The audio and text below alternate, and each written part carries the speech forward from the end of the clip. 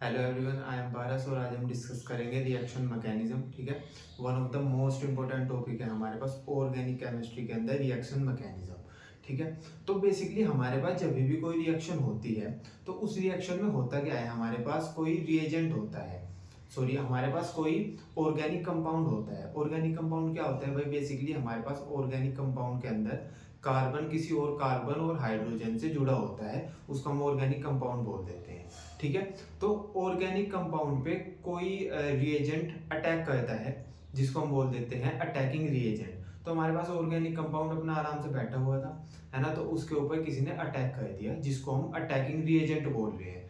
ठीक है, उन दोनों के बीच में फाइट हुई और फाइट होने के बाद एक प्रोडक्ट बना। ठीक है, तो बेसिकली हमको किसी भी रिएक्शन में रिएक्टेंट का पता होता है और रिएक्टेंट से प्रोडक्ट का फॉर्मेशन होता है। ठीक है, तो रिएक्टेंट जो होता है या तो मैं उसको बोल दूं ऑर्गेनिक कंपाउंड, या हम ऑर्गेनिक कंपाउंड को सबस्ट्रेट भी बोल देते हैं। ठीक है, तो किसी भी रिएक्शन में क्या होता है, हमारे पास कोई ऑर्गेनिक कंपाउंड होता है या हमारे पास कोई सबस्ट्रेट होता है, दोनों एक ही नेम है। ठीक है, उस पर कोई अटैकिंग रिएजेंट अटैक कर देता है जिनकी फाइट होती है और हमारे पास किसी प्रोडक्ट का फॉर्मेशन होता है। तो जितनी भी हमारे पास ऑर्गेनिक केमिस्ट्री में रिएक्शन होता है, एक ही चीज होती है सब में। हमारे पास ऑर्गेनिक कंपाउंड था, उस पर किसी ने अटैक किया, जिसने अटैक किया उसको हम अटैकिंग रिएजेंट बोल रहे हैं, है ना। दोनों में फाइट हुई और प्रोडक्ट का फॉर्मेशन हुआ। ठीक है, तो बेसिकली ये जो हमारे पास रिएक्शन है पूरी की पूरी, रिएक्टेंट से प्रोडक्ट बन गया। ठीक है, इस रिएक्शन में इलेक्ट्रॉन का मूवमेंट कहाँ से कहाँ हुआ। ठीक है, जो बॉन्ड टूटे, भाई कुछ बॉन्ड टूटे होंगे, रिएक्शन हो रही है, जब रिएक्शन हो रही है तो कुछ बॉन्ड टूटेंगे, कुछ बॉन्ड का फॉर्मेशन होगा, मतलब कुछ बॉन्ड्स ब्रेक डाउन होंगे और कुछ नए बॉन्ड का फॉर्मेशन होगा। जो बॉन्ड बन रहे हैं और कुछ बॉन्ड टूट रहे हैं, उनके अंदर क्या हो रहा है। ठीक है, और जो हमारे पास रिएक्टेंट से प्रोडक्ट का फॉर्मेशन हो रहा है वो कितनी तेजी से हो रहा है, ये सब का जो सीक्वेंस होता है इसको हम रिएक्शन मैकेनिज्म बोलते हैं। मैं सिंपल ये बोल रहा हूँ कि जो हमारे पास कोई रिएक्शन हो रही है उसके अंदर इलेक्ट्रॉन कहाँ से कहाँ पे मूव कर रहा है, बॉन्ड टूट रहे हैं और बॉन्ड बन भी रहे हैं। ठीक है, जब बॉन्ड टूट रहे हैं तो क्या हो रहा है रिएक्शन के अंदर, जब बॉन्ड का फॉर्मेशन हो रहा है तो क्या हो रहा है रिएक्शन के अंदर, और जो रिएक्टेंट है वो कितनी तेजी से प्रोडक्ट में बदल रहा है।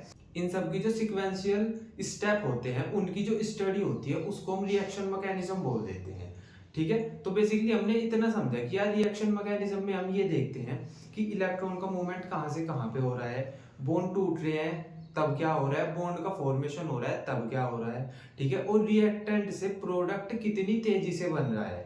ठीक है, इन सब की जो स्टडी होती है, जो इनके स्टेप्स की स्टडी होती है, उसको हम रिएक्शन मैकेनिज्म बोल देते हैं।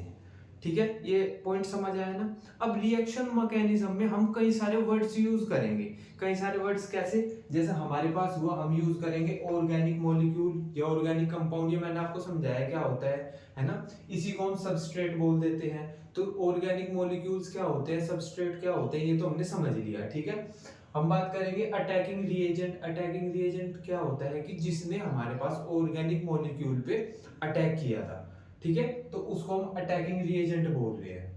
अब अटैकिंग रिएजेंट थ्री टाइप्स के होते हैं, एक हम न्यूक्लियोफाइल बोल देते हैं, इलेक्ट्रोफाइल बोल देते हैं, फ्री रेडिकल बोल देते हैं। ठीक है, तो ये हमारे पास थ्री टाइप के जो हमारे पास अटैकिंग रिएजेंट होते हैं, इनके बारे में डिस्कस करेंगे हम अभी। ठीक है, अब हमारे पास लिविंग ग्रुप क्या होता है, ठीक है, और बॉन्ड क्लीवेज क्या होता है, इंटरमीडिएट क्या होता है, प्रोडक्ट क्या होता है, बाय प्रोडक्ट क्या होता है। ठीक है, तो इन सब के बारे में हम डिटेल में डिस्कस करेंगे। ठीक है, तो अभी देख लेते हैं हम कि रिएक्शन मैकेनिज्म हमने जो अभी समझा वो क्या होता है ना। तो हमने बोला कि जो रिएक्शन मैकेनिज्म होता है इसमें हम ये देखते हैं कि इलेक्ट्रॉन का जो मूवमेंट हो रहा है वो कहां से कहां पे हो रहा है। ठीक है, जो हमारे पास बॉन्ड फॉर्मेशन हो रहा है, ठीक है, और जो बॉन्ड का क्लीवेज हो रहा है, क्लीवेज मतलब बॉन्ड क्लीवेज मतलब बॉन्ड का टूटना, और बॉन्ड फॉर्मेशन मतलब बॉन्ड का बनना। तो इलेक्ट्रॉन का मूवमेंट कहां से कहां पे हो रहा है ना। एक पॉइंट हो गया। सेकंड पॉइंट कि बॉन्ड क्लीवेज हो रहा है तो क्या हो रहा है ना, और अगर बॉन्ड का फॉर्मेशन हो रहा है तो क्या हो रहा है। ठीक है, और जो हमारे पास रेट है ट्रांसफॉर्मेशन का, मतलब जो हमारे पास ट्रांसफॉर्मेशन हो रहा है, मतलब रिएक्टेंट से प्रोडक्ट का फॉर्मेशन हो रहा है तो कितनी तेजी से रिएक्टेंट है जो वो प्रोडक्ट में कन्वर्ट हो रहा है, इन सब के सीक्वेंस को हम रिएक्शन मैकेनिज्म बोल रहे हैं, ठीक है। और जितनी भी पूरी केमिस्ट्री पढ़ेंगे ना, जितनी हम पूरी केमिस्ट्री पढ़ेंगे उसमें हम हाई रिएक्शन का रिएक्शन मैकेनिज्म भी पढ़ेंगे, है ना। तो जब हम रिएक्शन मैकेनिज्म समझेंगे तो मैं वर्ड यूज करूंगा कि हमारे पास न्यूक्लियोफाइल आया, न्यूक्लियोफाइल ने अटैक कर दिया, न्यूक्लियोफाइल एक अटैकिंग रिएजेंट है। इलेक्ट्रोफाइल आ गया, यहाँ पे फ्री रेडिकल का फॉर्मेशन हो गया, है ना। तो जब मैं इन वर्ड्स का यूज करूंगा तो फिर आप सोचोगे कि यार ये तो पता ही नहीं क्या हो गया, है ना। तो बेसिकली इसलिए मैं आपको यहाँ पे हम समझेंगे कि रिएक्शन मैकेनिज्म क्या होता है और इन सब के बारे पढ़ेंगे, और फिर हम इनका यूज पूरी 12th में, 11th में तो करेंगे ही, पूरी 12th में भी हम जितनी भी हम रिएक्शन पढ़ेंगे, रिएक्शन मैकेनिज्म पढ़ेंगे, क्योंकि सब रिएक्शंस का रिएक्शन मैकेनिज्म होता है, ठीक है। तो अगर आपने आज यहाँ से ये अच्छी तरीके से समझ लिया तो फिर आपको पूरी ऑर्गेनिक केमिस्ट्री में कहीं प्रॉब्लम नहीं होगी, ठीक है। तो बेसिकली हमने देख लिया रिएक्शन मैकेनिज्म, ठीक है। अब एक एग्जांपल देख लो, हमारे पास रिएक्शन मैकेनिज्म में होता क्या है। तो बेसिकली हमारे पास कोई ऑर्गेनिक मॉलिक्यूल होता है, जैसे अगर मैं बोल दूं कि हमारे पास है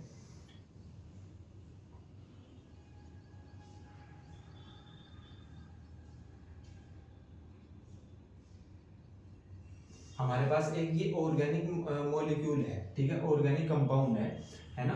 और यहाँ पे ये आराम से बैठा हुआ था, है ना। तो इस पे हमारे पास किसी न्यूक्लियोफाइल ने अटैक कर दिया, ठीक है। तो यहाँ पे हमारे पास किसी न्यूक्लियोफाइल ने अटैक कर दिया, इस पे अटैक कर दिया किसी न्यूक्लियोफाइल ने। ऑर्गेनिक कंपाउंड अपना आराम से रेस्ट कर रहा था, उस पे किसी न्यूक्लियोफाइल ने अटैक कर दिया, ठीक है। क्योंकि अब किसी ने अटैक किया तो हम उसको अटैकिंग रिएजेंट बोल देंगे, तो हम यहाँ पे बोल रहे हैं कि न्यूक्लियोफाइल एक अटैकिंग रिएजेंट होता है, ठीक है। तो अब हुआ क्या, अब जैसे ही इसने इस पे अटैक किया तो यहाँ से इसने सी जो हमारे पास कार्बन है इसके साथ बॉन्ड का फॉर्मेशन बन गया, मतलब इसके साथ बॉन्ड, कार्बन के साथ बॉन्ड का फॉर्मेशन कर लिया हमारे पास न्यूक्लियोफाइल ने। अब क्योंकि यहाँ पे एक नया बॉन्ड फॉर्म हुआ है ना, तो फिर कोई बॉन्ड टूटा भी होगा। तो यहाँ पे होता क्या है कि जो कार्बन और जो ये एक्स है हमारे पास, जिसको हम लिविंग ग्रुप बोलते हैं, अभी समझेंगे लिविंग ग्रुप क्या होता है। तो जो कार्बन और लिविंग ग्रुप के बीच बॉन्ड था, इस बॉन्ड का क्लीवेज हो गया, मतलब ये बॉन्ड टूट गया, है ना। और इसकी जगह पे जो कार्बन और न्यूक्लियोफाइल था, इनके बीच में बॉन्ड का फॉर्मेशन हो गया। हमको कैसा दिखाई देगा, ये कुछ ऐसा दिखाई देगा,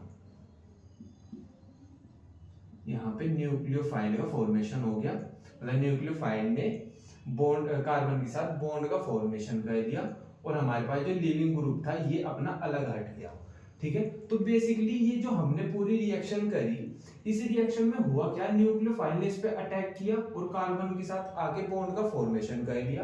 क्योंकि न्यूक्लियोफाइल ने नए बॉन्ड का फॉर्मेशन कर लिया तो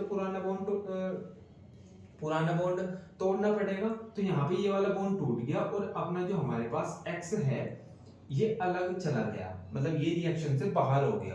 तो जो रिएक्शन से बाहर हो गया इसको मैं बोल दूंगा लिविंग ग्रुप, क्योंकि लीव कर गया पूरी रिएक्शन से, ठीक है। तो बेसिकली सिंपल हमको ये रिएक्शन मैकेनिज्म पढ़ना है कि हमारे पास न्यूक्लियोफाइल कैसे अटैक करेगा।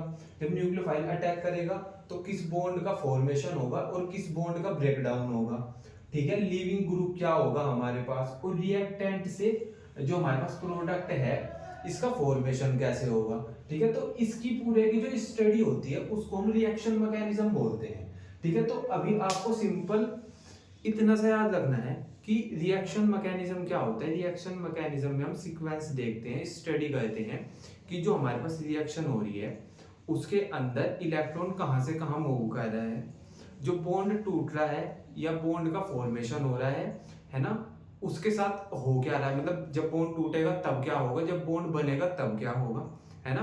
और कितनी तेजी से रिएक्टेंट प्रोडक्ट का फॉर्मेशन कर रहा है, इन सब की जो सीक्वेंशियल स्टडी होती है उसको हम रिएक्शन मैकेनिज्म बोलते हैं, ठीक है। ये हमने इसका एग्जांपल देख लिया, ठीक है। अब एक ये भी देख लो, ये बोलते कि जब हमारे पास रिएजेंट अटैक करता है तो जो हमारे पास ऑर्गेनिक कंपाउंड है वो प्रोडक्ट का फॉर्मेशन करता है। अब ये तो बात मैंने कई बार समझा दी ना आपको कि हमारे पास जो ऑर्गेनिक कंपाउंड था हमारे पास वो आराम से बैठा हुआ था, जब उस पे किसी अटैकिंग रिएजेंट ने अटैक किया तभी वो प्रोडक्ट का फॉर्मेशन करेगा। तो हमने ऐसे लिख दिया कि जब कोई रिएजेंट अटैक करेगा ऑर्गेनिक कंपाउंड के ऊपर तो हमारे पास प्रोडक्ट का फॉर्मेशन हो जाएगा। ठीक है, तो ये तो हो गया हमारे पास कि रिएक्शन मैकेनिज्म क्या होता है। अब रिएक्शन मैकेनिज्म के अंदर ये सारी चीजें परफॉर्म होती है। मतलब ये सारी चीजें परफॉर्म कैसे होती हैं, जैसा हमारे पास कोई ऑर्गेनिक कंपाउंड था जिसको हम सबस्ट्रेट भी बोल रहे हैं, ठीक है, तो उसके ऊपर किसी अटैकिंग रिएजेंट ने अटैक किया। ठीक है, अटैकिंग रिएजेंट का नेम क्या क्या हो सकता है, न्यूक्लियोफाइल हो सकता है, इलेक्ट्रोफाइल हो सकता है और फ्री रेडिकल हो सकता है। ठीक है, जब हमारे पास अटैकिंग रिएजेंट अटैक करेगा ऑर्गेनिक कंपाउंड के ऊपर तो होगा क्या कि वहां से वो न्यूक्लियोफाइल हो सकता है, इलेक्ट्रोफाइल हो सकता है, फ्री रेडिकल हो सकता है, बेसिकली अटैकिंग रिएजेंट होगा। अब अटैकिंग रिएजेंट तीन तरह के हैं हमारे पास, तीनों में से कोई भी हो सकता है। तो जब ये ऑर्गेनिक कंपाउंड के ऊपर अटैक करेगा तो ये उससे अटैच हो जाएगा, बॉन्ड का फॉर्मेशन करेगा। अब जब नए बॉन्ड का फॉर्मेशन हुआ है तो पुराना बॉन्ड टूटेगा। ठीक है, और जब पुराना बॉन्ड टूटेगा तो कुछ ना कुछ उस जो ऑर्गेनिक कंपाउंड है उसमें से लीव कर जाएगा, है ना। जैसे ये लीव कर गया एक्स तो हम इसको बोल देंगे लीविंग ग्रुप। ठीक है, अब जब बॉन्ड टूटता है उसको हम बॉन्ड क्लीवेज बोल देते हैं। दो तरह का होता है, डिटेल डिस्कस करेंगे हम इसकी। होमोलिटिक क्लीवेज होता है, हेप्टोलिटिक क्लीवेज होता है। ठीक है, फिर हमारे पास इंटरमीडिएट क्या होता है कि इंटरमीडिएट की हमारे पास जब रिएक्टेंट है उससे प्रोडक्ट का फॉर्मेशन हो रहा है तो इनके बीच में कुछ सब्सटेंस बनेगा, है ना, उसको हम बोल देंगे इंटरमीडिएट। अब वो भी कई तरीके के हो सकते हैं, कार्बोकैटायन हो सकता है, कार्बो एनायन भी हो सकता है और फ्री रेडिकल भी हो सकता है। उसके बाद प्रोडक्ट का फॉर्मेशन होगा और कुछ चीजें बाई प्रोडक्ट निकल जाएंगी जो कि बस ऐसे ही बन गई, हम उसको बाय प्रोडक्ट बोल देंगे। तो बेसिकली इन ये पूरा जो सीक्वेंस है ना, इस पूरे सीक्वेंस को ही हम रिएक्शन मैकेनिज्म बोल देंगे। ठीक है, तो आज बेसिकली हम क्या कवर करेंगे, आज हम अटैकिंग रिएजेंट कवर करेंगे कि न्यूक्लियोफाइल क्या होते हैं, इलेक्ट्रोफाइल क्या होते हैं और फ्री रेडिकल क्या होते हैं। ठीक है, तो सबसे पहले हम देखेंगे कि न्यूक्लियोफाइल्स क्या होते हैं। तो देख लेते हैं हमारे पास बेसिकली न्यूक्लियोफाइल। तो न्यूक्लियोफाइल आपको नेम को डिकोड करना है। फाइल का मतलब होता है हमारे पास लविंग और न्यूक्लियो मतलब न्यूक्लियस। तो बेसिकली हमारे पास न्यूक्लियोफाइल्स वो बंदे होते हैं या वो केमिकल स्पीसीज होती हैं जिनका न्यूक्लियस से प्यार होता है या न्यूक्लियस से क्रश होता है। बेसिकली ये न्यूक्लियस से अट्रैक्टेड होते हैं। ठीक है, तो हमारे पास जो न्यूक्लियोफाइल्स होते हैं वो वाले बंदे होते हैं या वो केमिकल स्पीसीज होती है जो न्यूक्लियस से अट्रैक्टेड होती है, जिनका न्यूक्लियस क्रश होता है या जिनका न्यूक्लियस प्यार होता है, उनको हम बोल देते हैं न्यूक्लियोफाइल। ठीक है, अब ऐसा होता क्यों है, क्योंकि हमारे पास जो न्यूक्लियस है ना, उसका क्रश है न्यूक्लियोफाइल है जो हमारे पास, उसका क्रश है न्यूक्लियस। तो बेसिकली ऐसा हो क्यों रहा है, वो हो इसलिए रहा है क्योंकि जो हमारे पास न्यूक्लियोफाइल होते हैं इन पे इलेक्ट्रॉन्स होते हैं, मतलब इन पे एक्स्ट्रा इलेक्ट्रॉन्स होते हैं। और बेसिकली जब इन पे नेगेटिव चार्ज होगा, भाई इलेक्ट्रॉन्स क्या होते हैं, नेगेटिव चार्ज, तो नेगेटिव चार्ज वाला बंदा ही पॉजिटिव को अट्रैक्ट करेगा या पॉजिटिव की तरफ अट्रैक्ट होगा। अब न्यूक्लियस पॉजिटिव होता है, न्यूक्लियोफाइल के पास एक्स्ट्रा इलेक्ट्रॉन होते हैं तो न्यूक्लियोफाइल नेगेटिव होता है। तो न्यूक्लियोफाइल नेगेटिव होता है इसीलिए वो न्यूक्लियस की तरफ अट्रैक्टेड होता है। ठीक है, तो बेसिकली न्यूक्लियोफाइल का क्रश होता है हमारे पास जो न्यूक्लियस होता है। तो न्यूक्लियस ऐसा सोचता है कि यार मेरे पास एक्स्ट्रा इलेक्ट्रॉन तो है ही, क्यों ना मैं न्यूक्लियस को वो एक्स्ट्रा इलेक्ट्रॉन दे के उसके साथ बॉन्ड का फॉर्मेशन कर लूं। क्योंकि हम बोल ही रहे हैं कि न्यूक्लियोफाइल मींस कि न्यूक्लियस का जिसका क्रश न्यूक्लियस है, ठीक है, या जो न्यूक्लियस से अट्रैक्ट होता है उसको हम न्यूक्लियोफाइल बोल रहे हैं। तो न्यूक्लियोफाइल ऐसा सोचता है कि यार एक बात है ना कि मेरे पास तो इलेक्ट्रॉन एक्स्ट्रा है, क्यों ना मैं न्यूक्लियस को इलेक्ट्रॉन दे देता हूं तो उससे मेरा बॉन्ड का फॉर्मेशन हो जाएगा। ठीक है, तो अब आपका एक क्वेश्चन होगा कि भैया चलो यार ये बात तो समझ में आ गई कि भाई जो हमारे पास न्यूक्लियोफाइल होते हैं इनके पास एक्स्ट्रा इलेक्ट्रॉन होते हैं, इनको प्यार होता है न्यूक्लियस से। ठीक है, पर हम ऐसे पहचानेंगे कैसे कि ये न्यूक्लियोफाइल है, मतलब इसकी आइडेंटिफिकेशन कैसे करेंगे हम। अगर हमको चार चीजें दे दी जाए, हमको चार केमिकल स्पीसीज दे दी जाए तो हम आइडेंटिफाई कैसे करेंगे कि ये न्यूक्लियोफाइल है। तो आइडेंटिफाई करने के लिए हम पहला पॉइंट ये देखेंगे कि अगर उसके पास नेगेटिव चार्ज है तो हम बोल देंगे कि भैया ये न्यूक्लियोफाइल है। ठीक है। सेकंड, अगर उसके पास लोन पेयर है तो भी हम बोल देंगे कि ये न्यूक्लियोफाइल है, ठीक है। थर्ड पॉइंट ये है कि अगर उसके पास पाई इलेक्ट्रॉन्स हैं, मतलब हमारे पास उसने पाई बॉन्ड का फॉर्मेशन किया हुआ है, तो भी हम बोल देंगे कि ये न्यूक्लियोफाइल है। अब पाई बॉन्ड वाला क्या सिस्टम है ये भी समझ लो एक बार। जो हमारे पास पाई बॉन्ड होता है, जहां भी पाई बॉन्ड का फॉर्मेशन होता है, वहां पे इलेक्ट्रॉन की जो डेंसिटी होती है वो ज्यादा होती है। इलेक्ट्रॉन डेंसिटी मतलब वहां पे ज्यादा इलेक्ट्रॉन प्रेजेंट होते हैं। अब जहां पे ज्यादा इलेक्ट्रॉन प्रेजेंट होंगे, अब इलेक्ट्रॉन नेगेटिव होते हैं, तो हम इसलिए जहां पे पाई बॉन्ड फॉर्मेशन होता है उसको बोल देते हैं कि ये भी न्यूक्लियोफाइल है। तो बेसिकली आप आइडेंटिफाई कैसे करोगे कि कोई न्यूक्लियोफाइल है क्या? पहला पॉइंट देखोगे कि उसके पास चार्ज है क्या। अगर वो नेगेटिवली चार्ज होगा तो हम उसको न्यूक्लियोफाइल बोल देंगे। अगर उसके पास लोन पेयर है तो भी हम उसको न्यूक्लियोफाइल बोल देंगे। और अगर उसके पास पाई बॉन्ड है तो भी हम उसको न्यूक्लियोफाइल बोल देंगे। क्लियर है क्या ये वाला पॉइंट? ठीक है। तो बेसिकली देख लेते हैं हमारे पास। तो अटैकिंग रिएजेंट फर्स्ट पढ़ना है हमको न्यूक्लियोफाइल। तो न्यूक्लियोफाइल नेगेटिव चार्ज होता है, मतलब नेगेटिव चार्ज होता है। मैंने बताया कि भाई इसके पास एक्स्ट्रा इलेक्ट्रॉन होते हैं और इलेक्ट्रॉन होते हैं नेगेटिव चार्ज। तो हम ऐसा बोल सकते हैं कि जो न्यूक्लियोफाइल होता है वो नेगेटिवली चार्ज होता है। फर्स्ट पॉइंट, ठीक है। अब बोलते हैं file means attraction and nucleo means nucleus. तो हमारे पास न्यूक्लियोफाइल, न्यूक्लियो और फाइल से मिलकर बना है। फाइल का मीनिंग है अट्रैक्शन, लविंग या, है ना, ठीक है। और न्यूक्लियो का मीन्स है न्यूक्लियस, ठीक है। तो ऐसा बोल देते हैं कि न्यूक्लियोफाइल का मीनिंग ही ऐसा है कि जो न्यूक्लियस से अट्रैक्टेड हो, ठीक है। जो न्यूक्लियस की तरफ अट्रैक्ट होता है उसको हम न्यूक्लियोफाइल बोल देते हैं, ठीक है। अब यहाँ पे देख लो, a nucleophile is chemical species. तो न्यूक्लियोफाइल वो केमिकल स्पीसीज होती हैं that donate an electron pair to form a chemical bond. तो न्यूक्लियोफाइल वो वाली स्पीसीज होती है जो अपने इलेक्ट्रॉन्स को किसी दूसरे के न्यूक्लियस को डोनेट करके उसके बीच बॉन्ड का फॉर्मेशन करती है। यार अच्छा एक बात बताओ, जैसे मैं बोल दूं ना कि यार कोई ना बंदा सिंगल है पर उसके पास पैसे बहुत है, पर वो है सिंगल, तो वो सोचेगा ना कि यार मतलब मैं अपने पैसों से किसी की हेल्प कर दूं। तो जब वो किसी की हेल्प करेगा तो उनके बीच में एक काइंड ऑफ बॉन्ड फॉर्म हो जाएगा ना भाई। यार वो जब किसी को पैसे देगा, उसकी हेल्प करेगा, तो उन दोनों के बीच में एक अट्रैक्शन डेवलप हो जाएगा, मतलब उनके बीच में एक बॉन्ड बन जाएगा, है ना, वो फ्रेंड्स बन जाएंगे। तो ऐसे ही हमारे पास जो न्यूक्लियोफाइल होता है ये बोलते हैं कि यार मेरे पास तो एक्स्ट्रा इलेक्ट्रॉन है, मैं किसी के न्यूक्लियस को डोनेट कर देता हूँ एक्स्ट्रा इलेक्ट्रॉन, ठीक है। उससे होगा क्या कि मेरा न्यूक्लियस के साथ बॉन्ड का फॉर्मेशन हो जाएगा। ऐसे ही हमने यहाँ पे लिखा है कि न्यूक्लियोफाइल वो केमिकल स्पीसीज होती है जो इलेक्ट्रॉन पेयर को डोनेट करके केमिकल बॉन्ड का फॉर्मेशन करती है, ठीक है। अब हमने कहा था कि भाई हमको पता कैसे चलेगा कि ये न्यूक्लियोफाइल है, तो देख लेते हैं बिहेव लाइक न्यूक्लियोफाइल। कैसे कैसे पता चलेगा कि हमारे पास ये न्यूक्लियोफाइल है? First, have negative charge. तो जो भी हमारे पास केमिकल स्पीसीज है अगर उसके पास नेगेटिव चार्ज है तो हम बोल देंगे कि ये न्यूक्लियोफाइल है।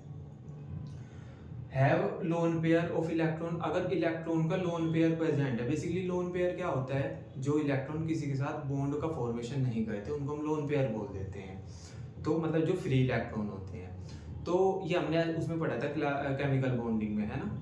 तो अगर हमारे पास लोन पेयर इलेक्ट्रॉन के प्रेजेंट है किसी केमिकल स्पीसीज के पास, तो हम उसको बोल देंगे कि ये भी न्यूक्लियोफाइल है। अगर पाई बॉन्ड प्रेजेंट है केमिकल स्पीसीज के बाद तो हम बोल देंगे कि यहाँ पे ये न्यूक्लियोफाइल है, ठीक है। ये हो गया। अब एक पॉइंट ये याद रखना कि जो हमारे पास ये बिहेवियर है इलेक्ट्रॉन को डोनेट करके बॉन्ड बनाने वाला, ये बिहेवियर लुईस एसिड का भी होता है। तो हम ऐसे बोल सकते हैं क्या कि न्यूक्लियोफाइल जो होते हैं वो जो न्यूक्लियोफाइल होते हैं वे लुईस एसिड की तरह बिहेव करते हैं। तो हम बोल सकते हैं कि जो हमारे पास न्यूक्लियोफाइल होते हैं वे बिहेव करते हैं लुईस एसिड की तरह। ये वाला पॉइंट याद रखना, ठीक है। अब मेरे पास कुछ एग्जांपल हैं, ये न्यूक्लियोफाइल के एग्जांपल है हमारे पास, ठीक है। तो फर्स्ट है हमारे पास Br नेगेटिव। न्यूक्लियोफाइल है क्या? हाँ बिल्कुल है, क्योंकि नेगेटिव चार्ज है। OH नेगेटिव न्यूक्लियोफाइल है क्या? हाँ बिल्कुल है, क्योंकि इसके पास भी नेगेटिव चार्ज है। H2O न्यूक्लियोफाइल है क्या? अब नेगेटिव चार्ज तो है नहीं इसके पास, लेकिन अगर हम इसके स्ट्रक्चर की बात करें तो ऑक्सीजन के पास एक लोन पेयर होता है, ठीक है। तो जहाँ पे लोन पेयर होता है हम उसको बोल देते हैं कि भाई ये न्यूक्लियोफाइल है। क्लियर है क्या? ठीक है। अब हमारे पास Cn नेगेटिव चार्ज है, न्यूक्लियोफाइल है। NH3 जो नाइट्रोजन है इसके पास लोन पेयर है, तो हम इसको बोल देंगे कि ये भी न्यूक्लियोफाइल है। ठीक है, तो बेसिकली ये हमारे पास कुछ एग्जांपल्स हैं न्यूक्लियोफाइल्स के। ठीक है, अब एक बार ये देख लो कि जो न्यूक्लियोफाइल होता है वो जब ऑर्गेनिक कंपाउंड पे अटैक करता है तो कैसी रिएक्शन होती है। ठीक है, तो ये समझो कि जैसा हमारे पास ये एक ऑर्गेनिक कंपाउंड है,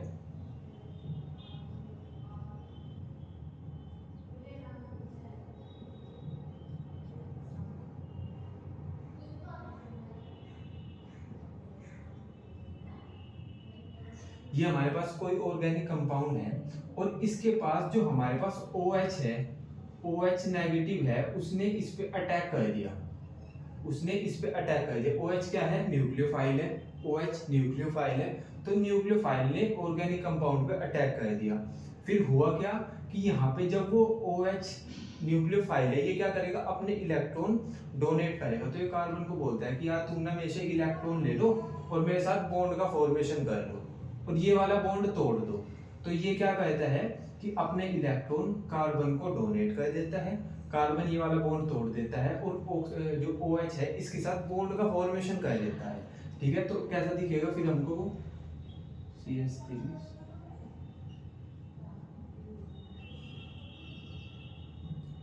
OH, और ये जो X है ये हमारे पास लिविंग ग्रुप हो जाएगा, मतलब ये छोड़ के चला जाएगा, है ना। तो भैया फिर X के साथ तो गलत हो गया, हाँ तो फिर हो ही गया। फिर देख लो यही दुनिया है, इसको कार्बन को जब इससे इलेक्ट्रॉन मिले तो इसने पहले वाले को छोड़ दिया। ठीक है, तो ये अब जो छूट गया उसको हम लिविंग ग्रुप बोल देंगे। ठीक है, मतलब वो चला गया। ठीक है, तो बेसिकली इस पूरी रिएक्शन में हो क्या रहा है, इस रिएक्शन में हो रहा है कि कोई न्यूक्लियोफाइल आया, उसने ऑर्गेनिक कंपाउंड पे अटैक किया, वहां से X को हटा दिया और OH आके अटैच हो गया। OH कैसे अटैच हो गया, क्योंकि इसने अपने इलेक्ट्रॉन कार्बन को डोनेट किए और हमारे पास इस प्रोडक्ट का फॉर्मेशन हो गया। क्लियर है क्या ये वाला पॉइंट। तो बेसिकली इस तरह की रिएक्शंस जो होती हैं उनको हम न्यूक्लियोफिलिक रिएक्शन बोलते हैं। ठीक है, तो इनको बोलते हैं न्यूक्लियोफिलिक रिएक्शन। न्यूक्लियोफिलिक रिएक्शन हम इनको क्यों बोल रहे हैं, क्योंकि यहाँ पे जो न्यूक्लियोफाइल ने किया था अटैक, यहाँ पे न्यूक्लियोफाइल ने अटैक किया था, तो हम इनको बोल देंगे न्यूक्लियोफिलिक रिएक्शन बोल देंगे हम इनको। क्लियर है क्या। ठीक है, तो बेसिकली ये हमारे पास रिएक्शन हो गई जिसमें हमने देखा कि हमारे पास जो न्यूक्लियोफाइल होता है वो अटैक कैसे करता है। क्लियर है क्या। तो बेसिकली अभी हम ये देख लेते हैं कि न्यूक्लियोफिलिसिटी क्या होती है। तो बेसिकली जो हमारे पास न्यूक्लियोफाइल की कैपेसिटी होती है कि वो कितने ज्यादा इलेक्ट्रॉन डोनेट कर सकता है, उसको हम न्यूक्लियोफिलिसिटी बोल देते हैं। ठीक है, तो बेसिकली जब हमारे पास न्यूक्लियोफाइल इलेक्ट्रॉन डोनेट करता है, ये हमको पता है, तो कितने ज्यादा इलेक्ट्रॉन हमारे पास न्यूक्लियोफाइल डोनेट कर सकता है, कितनी ज्यादा उसकी कैपेसिटी है इलेक्ट्रॉन को डोनेट करने की, उसको हम न्यूक्लियोफिलिसिटी बोल देते हैं। ठीक है, तो बेसिकली ऐसा हमने लिखा हुआ है कि न्यूक्लियोफिलिसिटी क्या होती है, न्यूक्लियोफिलिसिटी मींस कैपेसिटी इलेक्ट्रॉन। तो न्यूक्लियोफाइल की जो कैपेसिटी होती है इलेक्ट्रॉन को डोनेट करने की, इलेक्ट्रॉन उसको हम न्यूक्लियोफिलिसिटी बोल देते हैं। ठीक है, अब जो हमारे पास जहां पे इलेक्ट्रॉन ज्यादा होंगे, इलेक्ट्रॉन डेंसिटी ज्यादा होगी, वहां पे न्यूक्लियोफिलिसिटी ऑटोमेटिकली ज्यादा होगी, क्योंकि अगर मेरे पास बहुत ज्यादा इलेक्ट्रॉन है तो फिर तो मैं ज्यादा ही इलेक्ट्रॉन डोनेट कर सकता हूँ ना। अगर मेरे पास इलेक्ट्रॉन है ही बहुत कम, फिर थोड़े ना मैं ज्यादा इलेक्ट्रॉन डोनेट कर सकता हूँ। तो बेसिकली मैं ये बोलना चाह रहा हूँ कि जहाँ पे हमारे पास जो इलेक्ट्रॉन डेंसिटी है वो ज्यादा होगी, मींस इलेक्ट्रॉन हमारे पास ज्यादा होंगे, तो हम ज्यादा इलेक्ट्रॉन डोनेट करेंगे। तो मैं यहाँ पे बोल सकता हूँ कि अगर मेरे पास इलेक्ट्रॉन डेंसिटी ज्यादा है तो मैं ज्यादा इलेक्ट्रॉन डोनेट करूंगा और मेरी जो कैपेसिटी है इलेक्ट्रॉन डोनेट करने की वो ज्यादा होगी, मींस न्यूक्लियोफिलिसिटी होती है वो बढ़ जाएगी अगर मेरे पास इलेक्ट्रॉन डेंसिटी ज्यादा है। ठीक है, ऐसे ही हमने यहाँ पे बोला कि एज इलेक्ट्रॉन डेंसिटी इंक्रीज, अगर हमारे पास इलेक्ट्रॉन डेंसिटी इंक्रीज करती है, मींस हमारे पास जो इलेक्ट्रॉन है वो बहुत ज्यादा है, तो न्यूक्लियोफिलिसिटी इंक्रीज हो जाएगी। भाई जब हमारे पास ज्यादा इलेक्ट्रॉन है तो हम ज्यादा डोनेट करेंगे। ठीक है, तो अब हमारे पास तीन ये एग्जांपल है, मैं ये बोल रहा हूँ कि हमारे पास ये है और ये है, इन दोनों में से आप ये बता दो कि किसकी हमारे पास न्यूक्लियोफिलिसिटी ज्यादा है। अब आप बोलोगे कि भैया इसके पास तो नेगेटिव, इसके पास तो इलेक्ट्रॉन है नहीं, इसके पास इलेक्ट्रॉन है, भाई नेगेटिव चार्ज है ना, और जहाँ पे ज़्यादा इलेक्ट्रॉन होंगे वहीं उसी की जो न्यूक्लियोफिलिसिटी है ज़्यादा होगी, ठीक है। तो आप बोल दोगे कि भैया इसकी न्यूक्लियोफिलिसिटी ज़्यादा है ना। ऐसे ही इन दोनों को कंपेयर करो तो हमारे पास इसके पास इलेक्ट्रॉन ज़्यादा है ना, तो हम बोल देंगे कि इसकी न्यूक्लियोफिलिसिटी ज़्यादा है। ऐसे ही अगर हम इन दोनों को कंपेयर करेंगे तो इसके पास नेगेटिव चार्ज है, इलेक्ट्रॉन है ना, तो मैं बोल दूंगा कि इसकी न्यूक्लियोफिलिसिटी ज़्यादा है। क्लियर है क्या? ठीक है। अब हम ऐसा देखते हैं कि जो हमारे पास हमने क्लासिफिकेशन ऑफ पीरियोडिक टेबल पढ़ा था, उसमें हमने ये देखा था कि जब हम टॉप टू बॉटम आते हैं, मतलब टॉप से बॉटम की तरफ आते हैं, तो हमारे पास जो एटम्स होते हैं उनके साइज इंक्रीज करते हैं। और जब साइज इंक्रीज करें, किसी चीज का साइज इंक्रीज कर रहा है ना, तो उसकी वॉल्यूम भी इंक्रीज करेगी। भाई जब किसी का साइज बड़ा हो गया तो उसमें वॉल्यूम ज्यादा आ जाएगी। तो मैं ऐसे बोल सकता हूँ क्या कि जब हम टॉप टू बॉटम आते हैं तो एटम्स के जो एटॉमिक साइज होते हैं वो इंक्रीज करते हैं। अगर वो इंक्रीज करेंगे तो उनकी वॉल्यूम भी इंक्रीज होगी, और जब वॉल्यूम उनकी इंक्रीज होती है तो उनकी जो हमारे पास डेंसिटी है वो डिक्रीज होती है। अगर वॉल्यूम इंक्रीज होगी तो डेंसिटी डिक्रीज होगी, और अगर इलेक्ट्रॉन डेंसिटी डिक्रीज हो गई तो न्यूक्लियोफिलिसिटी भी डिक्रीज हो जाएगी, क्योंकि जब कम इलेक्ट्रॉन होंगे तो भाई फिर वो उसकी कैपेसिटी ज़्यादा कैसे हो सकती है इलेक्ट्रॉन डोनेट करने की, ठीक है। तो मैं ये बोल रहा हूँ कि जब हम टॉप टू बॉटम आते हैं तो एटॉमिक साइज इंक्रीज करता है, एटॉमिक साइज इंक्रीज करेगा तो वॉल्यूम भी इंक्रीज करेगी, वॉल्यूम इंक्रीज करेगी तो हमारे पास डेंसिटी डिक्रीज करेगी, और डेंसिटी डिक्रीज करेगी तो हमारे पास न्यूक्लियोफिलिसिटी भी डिक्रीज हो जाएगी। तो आपको याद ये रखना है कि अगर जब हम टॉप टू बॉटम जाते हैं तो एटॉमिक साइज इंक्रीज करेगा, एटॉमिक साइज इंक्रीज करेगा तो वॉल्यूम इंक्रीज करेगी, वॉल्यूम इंक्रीज करेगी तो डेंसिटी डिक्रीज करेगी। क्यों? क्योंकि डेंसिटी का फॉर्मूला होता है चार्ज अपॉन वॉल्यूम, और डेंसिटी इनवर्सली प्रोपोर्शनल है। तो अगर वॉल्यूम इंक्रीज करेगी तो डेंसिटी डिक्रीज करेगी, और डेंसिटी डिक्रीज करेगी। अब इलेक्ट्रॉन की डेंसिटी हमारे पास बहुत कम है, इलेक्ट्रॉन हमारे पास बहुत कम है, तो फिर हमारी कैपेसिटी कैसे हो सकती है ज़्यादा इलेक्ट्रॉन डोनेट करने की? कैपेसिटी भी कम ही होगी, क्योंकि जब हमारे पास खुद ही कम इलेक्ट्रॉन है तो हम डोनेट थोड़े ही ना करेंगे उनको, ठीक है। तो जहाँ पे डेंसिटी कम होगी तो वहाँ की न्यूक्लियोफिलिसिटी भी कम हो जाएगी, ठीक है। एक एग्जांपल देखो, जैसे हमारे पास FClBrI होता है ना, तो जब हम देखते हैं हेलोजन फैमिली वाला जो ग्रुप होता है हमारे पास, उसमें होता है F fluorine chlorine bromine iodine, FClBrI, है ना।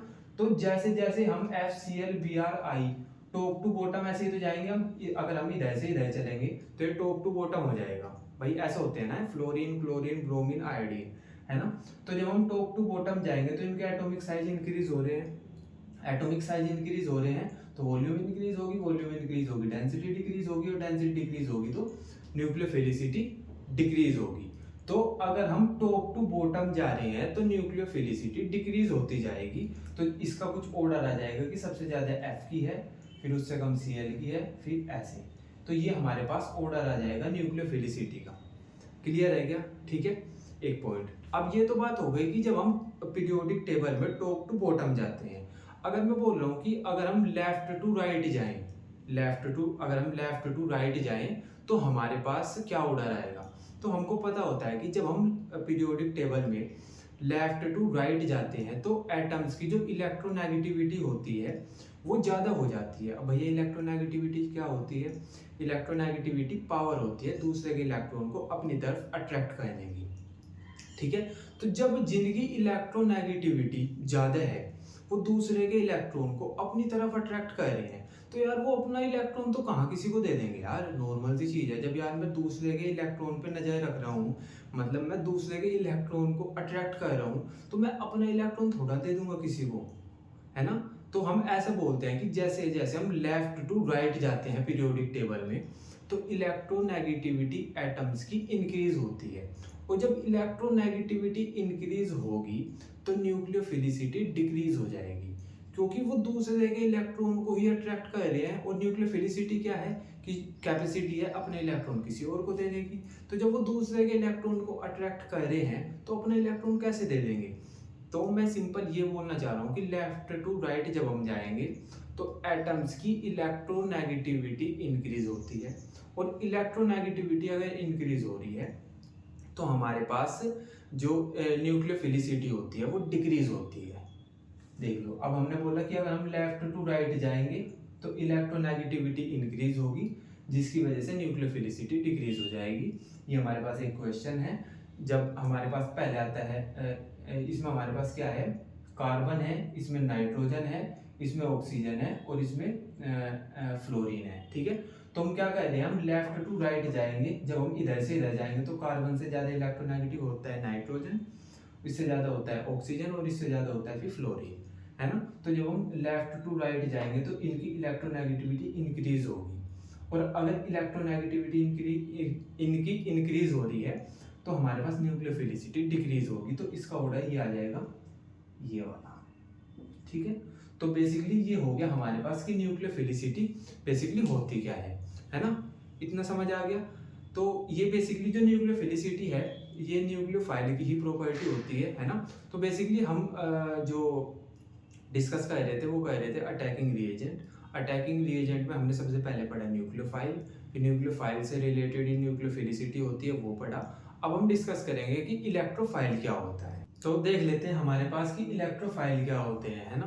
तो आपको नेम पे जाना है, इलेक्ट्रोफाइल, नेम को डिकोड करना है। इलेक्ट्रोफाइल मींस इलेक्ट्रो और फाइल, है ना। इलेक्ट्रो मतलब इलेक्ट्रॉन और फाइल मतलब लविंग। तो हम ऐसा बोल सकते हैं कि इलेक्ट्रोफाइल वो बंदे होते हैं या वो केमिकल स्पीसीज होती हैं जो इलेक्ट्रॉन लविंग होती है, मींस जो इलेक्ट्रॉन की तरफ अट्रैक्टेड होती है या इलेक्ट्रॉन को अपनी तरफ अट्रैक्ट करती है। बेसिकली जिनका क्रश हमारे पास, जिनका प्यार हमारे पास, या जो अट्रैक्ट होती हैं इलेक्ट्रॉन से, ठीक है।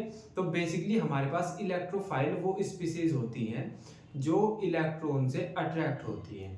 क्लियर है ये वाला पॉइंट, ठीक है। अब जब ये इलेक्ट्रॉन से अट्रैक्ट होती हैं, ये तो हमको चलो पता चल गया कि इलेक्ट्रोफाइल वो स्पीसीज होती है, वो केमिकल स्पीसीज होती हैं जो इलेक्ट्रॉन को अपनी तरफ अट्रैक्ट करती है या इलेक्ट्रॉन की तरफ खुद अट्रैक्ट होती है ना। अब हम इनको पहचानेंगे कैसे कि हाँ भाई ये इलेक्ट्रोफाइल है। तो आपको फर्स्ट पॉइंट देखना है कि ये पॉजिटिवली चार्ज होंगी, इनके ऊपर पॉजिटिव चार्ज होगा तभी ये इलेक्ट्रॉन को अपनी तरफ अट्रैक्ट करेंगी या फिर इलेक्ट्रॉन की तरफ खुद अट्रैक्ट होंगी, है ना। तो फर्स्ट पॉइंट तो ये याद रखना है कि जब हम इनको आइडेंटिफाई करेंगे तो पहला पॉइंट ये याद रखना है कि इनके पास पॉजिटिव चार्ज होगा, ठीक है। सेकंड पॉइंट ये है कि या तो फिर इनके पास पॉजिटिव चार्ज होगा या फिर ये इलेक्ट्रॉन डेफिशिएंट होंगी, मींस इनके पास इलेक्ट्रॉन की कमी होगी, है ना। अगर किसी के पास किसी चीज की कमी है तो ही वो किसी की तरफ अट्रैक्ट होगा ना। जब पॉइंट समझ लो ना कि भाई अगर इसके पास इलेक्ट्रॉन कम है तभी इलेक्ट्रॉन की तरफ अट्रैक्ट हो रहा है। तो बेसिकली आइडेंटिफिकेशन के लिए 2 पॉइंट्स याद रखने हैं हमको। पहला, ये तो भाई ये पॉजिटिव चार्ज होगा इन पे इसलिए इलेक्ट्रॉन को अट्रैक्ट करेंगे अपनी तरफ, या फिर इनके पास इलेक्ट्रॉन डेफिशिएंट होंगे, मतलब इनके पास इलेक्ट्रॉन नहीं होंगे इसीलिए ये इलेक्ट्रॉन को अपनी तरफ अट्रैक्ट करेंगे, है ना। तो इन 2 पॉइंट को ध्यान में रख के हम आइडेंटिफाई कर सकते हैं कि हमारे पास इलेक्ट्रोफाइल दिया हुआ है हमको या न्यूक्लियोफाइल दिया हुआ है। क्लियर है, ठीक है। तो देख लेते हैं हमारे पास जो इलेक्ट्रोफाइल होते हैं ये पॉजिटिवली चार्ज होते हैं, मैंने बताया आपको पॉजिटिवली चार्ज होंगे या इलेक्ट्रॉन डेफिशिएंट होंगे, है ना। तो इलेक्ट्रोफाइल मींस इलेक्ट्रॉन लविंग, की जिनका लव है इलेक्ट्रॉन या जो जिनका क्रश है इलेक्ट्रॉन पे। क्लियर है, ठीक है। और फिर पॉइंट है कि इलेक्ट्रोफाइल अट्रैक्ट इलेक्ट्रॉन्स। तो इलेक्ट्रोफाइल होते हैं जो, क्योंकि इलेक्ट्रॉन लविंग होते हैं तो ये इलेक्ट्रॉन को अपनी तरफ अट्रैक्ट करते हैं, ठीक है। Because electrophile accept electron.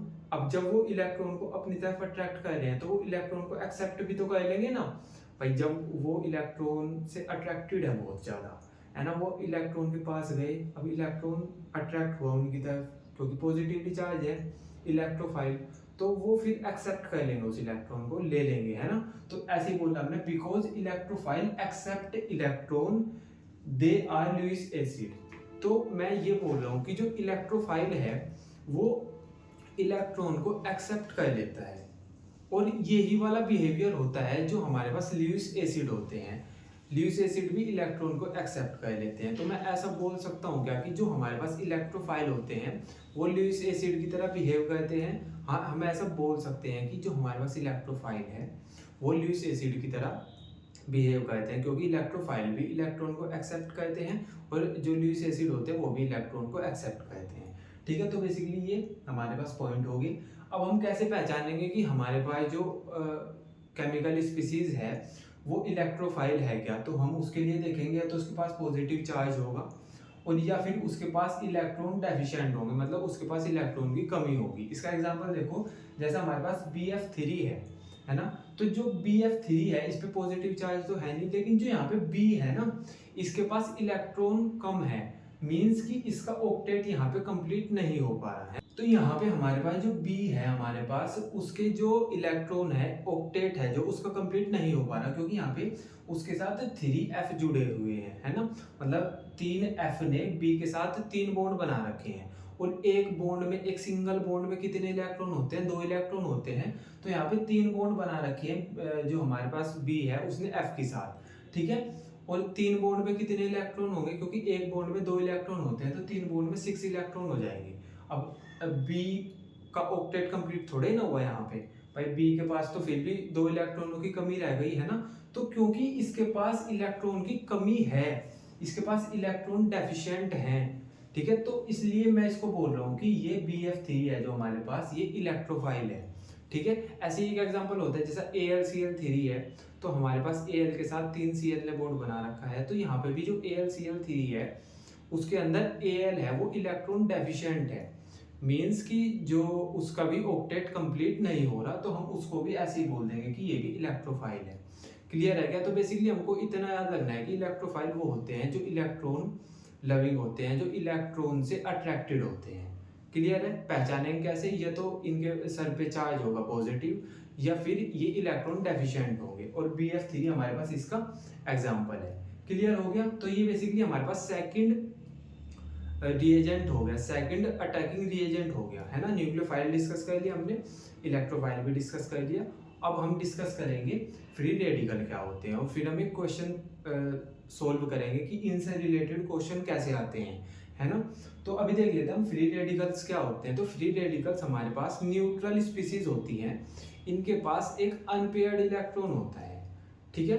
देख लेते हैं, हमारे पास जो फ्री रेडिकल्स होते हैं ये न्यूट्रल स्पीसीज होती है हैविंग एन अनपेयर्ड इलेक्ट्रॉन। हमारे पास ये न्यूट्रल स्पीसीज होती है, उन पे एक अनपेयर्ड इलेक्ट्रॉन होगा। एग्जांपल देखो, जैसे हमारे पास Cl है, Cl के पास एक अनपेयर्ड इलेक्ट्रॉन हमने दिखा रखा है, तो ये हमारे पास फ्री रेडिकल हो गया। हमारे पास Br है, इसके पास एक फ्री अनपेयर्ड इलेक्ट्रॉन है ना। OR है, इसके पास एक अनपेयर्ड इलेक्ट्रॉन है।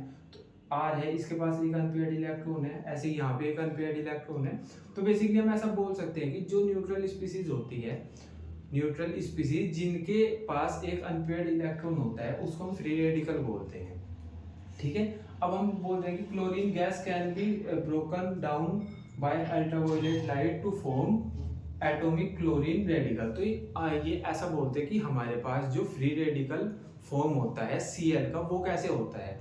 तो हम क्लोरीन गैस लेते हैं, मीन्स हम Cl2 लेते हैं, उसको अल्ट्रावायलेट रेडिएशन से पास कराते हैं, तो हमारे पास Cl का फ्री रेडिकल बन जाता है। जैसे हमने Cl2 ली, है ना, गैस है, इसको अल्ट्रावायलेट रेडिएशन से पास कराया, तो हमारे पास 2 Cl रेडिकल आ गए, है ना।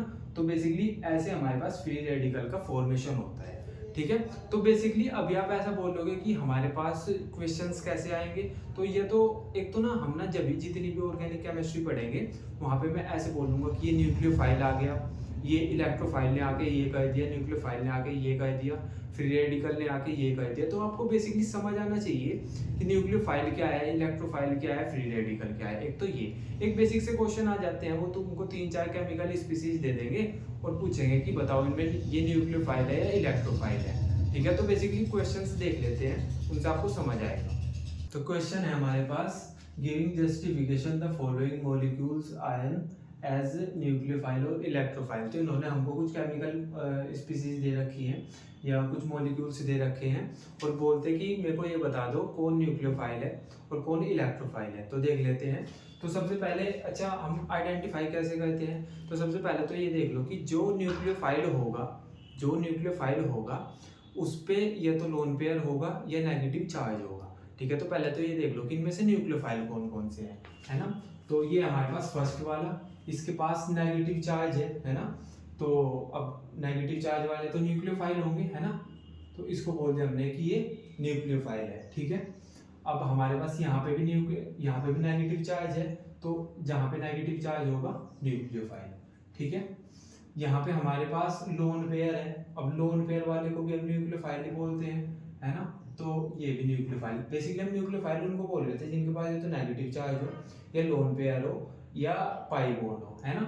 तो नेगेटिव चार्ज वाला हो गया, पाई बॉन्ड वाला हो गया, ठीक है। अब हमारे पास यहाँ पे भी नेगेटिव चार्ज भी है और जो लोन पेयर है वो भी है, तो ये भी न्यूक्लियोफाइल हो गया हमारे पास, ठीक है। अब इलेक्ट्रोफाइल हम किसको बोल रहे थे, ये तो भाई उसके पास पॉजिटिव चार्ज हो या इलेक्ट्रॉन डेफिशिएंट हो, है ना। इलेक्ट्रॉन डेफिशिएंट मतलब उसका ऑक्टेट कंप्लीट नहीं हो रहा हो, ठीक है। तो यहाँ पे BF3 हमने डिस्कस भी किया था कि इसमें जो B है ये इलेक्ट्रॉन डेफिशिएंट है, मींस इसके पास इलेक्ट्रॉन की कमी है, ठीक है। तो ये हो जाएगा हमारे पास इलेक्ट्रोफाइल है, ठीक है ना। तो एक तो ये तो पॉजिटिव चार्ज हो तब इलेक्ट्रोफाइल होगा, ये हमारे पास इलेक्ट्रॉन डेफिशिएंट हो, है ना। यहाँ पे पॉजिटिव चार्ज है तो मैं इसको इलेक्ट्रोफाइल बोल दूंगा, ठीक है। यहाँ पे भी पॉजिटिव चार्ज है तो भी मैं इसको इलेक्ट्रोफाइल बोल दूंगा, है ना। और यहाँ पे भी पॉजिटिव चार्ज है तो मैं इसको भी इलेक्ट्रोफाइल बोल दूंगा, ठीक है। तो बेसिकली ये हमारे पास कुछ इस तरीके से क्वेश्चंस आ सकते हैं, ठीक है। एक ये है कि identify the electrophilic centre in the following. तो जो हमारे पास इलेक्ट्रोफिलिक सेंटर होते हैं बेसिकली वहां पे पॉजिटिव चार्ज होता है, ठीक है। तो अब हम देख लेते हैं, हमको ये देखना है कि कहाँ पे पॉजिटिव चार्ज है। जहाँ पे पॉजिटिव चार्ज होगा वहां को उसको बोलते हैं हम इलेक्ट्रोफिलिक सेंटर, है ना। तो यहाँ पे हमारे पास यहाँ पे है इलेक्ट्रोफिलिक सेंटर क्योंकि ये पॉजिटिव है, ठीक है। इस वाले में ये है और इस वाले में ये है, क्लियर है क्या, ठीक है। तो बेसिकली ये कुछ इस तरीके के क्वेश्चन हमारे पास आपसे क्वेश्चन पेपर में पूछे जा सकते हैं, ठीक है। ये तो हो गए कुछ बेसिक से क्वेश्चन कि हाँ भाई इलेक्ट्रोफाइल क्या होता है, मतलब इलेक्ट्रोफाइल को आपने आइडेंटिफाई कर लिया, आपसे उन्होंने न्यूक्लियोफाइल आइडेंटिफाई करा लिया, ठीक है। ये तो कुछ बेसिक से क्वेश्चंस हैं, पर जो आपको इनका काम यहीं पे खत्म नहीं होगा। जितनी भी आप ऑर्गेनिक केमिस्ट्री पढ़ोगे वहाँ पे बहुत ज़्यादा यूज़ होगा कि ये इलेक्ट्रोफाइल है, ये न्यूक्लियोफाइल है, ये फ्री रेडिकल है। तो वहाँ पे आपको बेसिकली समझ आना चाहिए कि इलेक्ट्रोफाइल होता क्या है, न्यूक्लियोफाइल क्या होता है और फ्री रेडिकल क्या होता है, ठीक है। तो आज का लेक्चर बहुत ही ज़्यादा इंपॉर्टेंट है ना। आप इसका रिवीजन करना, नहीं समझ आया तो फिर रिपीट करके देखना इसको, है ना। वैसे समझ आ गया होगा, आप अपने एंड से इसका रिवीजन करना, ठीक है। बाकी हम कल पढ़ेंगे, बाय।